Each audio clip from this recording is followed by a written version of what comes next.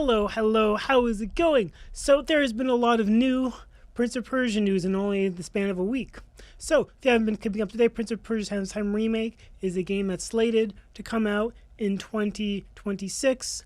Ubisoft, this remake has been a long time coming. First announced in 2020, and then was delayed, and handed off studios. It kind of changed hands multiple times, but according to Ubisoft, it's finally about to be released in 2026. We haven't yet seen any gameplay footage of this game, which is a little perplexing because it's coming out in a year, so that a little bit of a head scratcher. I'll get more on that later when we have seen. So last week there was some pre-alpha footage gameplay. It was kind of an early workshop of what the game was going to be in the new updated version of the development team was working on that because they had to start from scratch. So forget everything you saw from 2020. So in it was just some pre-alpha footage. Like the prince and pharaoh character models didn't seem to be ready. Half the textures were missing. There were some new voice actors, not Yuri Lowenthal. A little bit of a heartbreak. And it was just kind of like an early showcase of what the game was going to be. It was given to players, and they were supposed to get feedback on it. And then, of course, since it was leaked and it was pre-alpha, and those don't typically look good, a lot of internet grifters and a lot of, basically those kind of people started kind of really adding more negativity towards the game, saying Ubisoft's incompetent, they're going to turn it into woke, they're going to turn it into some modern audience crap, even though half of them didn't even play the game. I fucking made a whole YouTube video about that.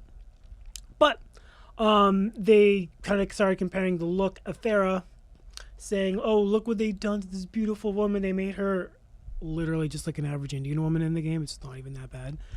And so on and so on. I made my own video about it on what I think about the leaks. And overall, I'm neutral. I think it's fine. This is what games look like. Games don't look good when they're leaked.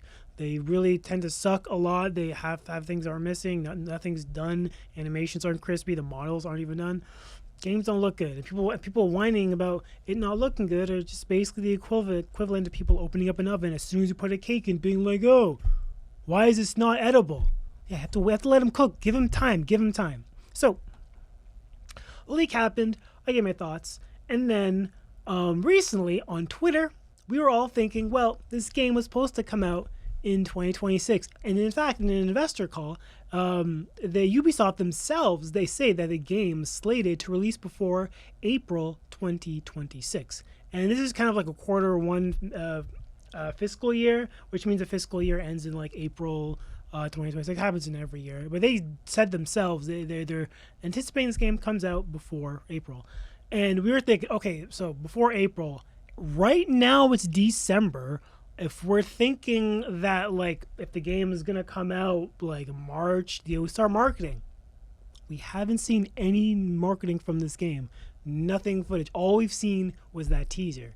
And that's not really good enough, Usually you want to, like, market a game, Ubisoft, market a game. Look what happened to Lost Crown and the shit sales it got. Game should have sold at least 3 million in the first month, but Ubisoft couldn't market the game. And unfortunately, the dev team got canceled. But anyway, besides that. So, but according to Tom Henderson, in a new article, I think in a podcast, the game, Tom Henderson has regularly reported that the Ubisoft plans for Prince of Persia remake set to release prior to the Assassin's Creed Black Flag remake. So we're getting 2 remakes at Ubisoft in 2026. Kind of crazy, okay? And as of published, that remains the case. According to sources close to the game, Prince of Persia: Sands of Time Remake is scheduled to release in mid-January. In addition to the release plans, sources believe that it's likely the next game could come out at the Game Awards on December 11th, 2025. That's where the official date would be. Now, why I'm making this video? It's because apparently the game will not be at the Game Awards. And can confirm from the official Prince of Persia Twitter account, sorry to disappoint, but can confirm Prince of Persia: Sands of Time won't be at the Game Awards this year. Oh my god. This is possibly the worst news I ever heard at Ubisoft, like, in a while. Like, look, this game needs marketing, right? Like, this Prince of Persia Lost Crown was good marketing to get a taste of what where the Prince of Persia fan base is, because the last game before Lost Crown was Forgotten Sands, and that released 15 years ago now. 15 years ago. All right.